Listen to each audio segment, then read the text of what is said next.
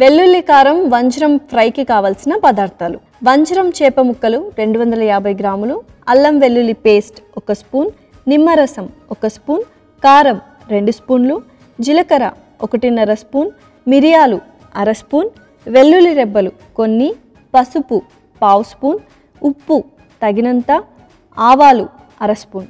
వెల్లుల్లి కారం వంజరం ఫ్రై తయారు చేసుకునే విధానం: ముందుగా ఒక బౌల్ తీసుకొని అందులో చేప ముక్కలు, నిమ్మరసం, ఉప్పు, పసుపు వేసి కలుపుకోవాలి. స్టవ్ వెలిగించి ప్యాన్ పెట్టుకొని నూనె వేసి వేడి చేసుకోవాలి.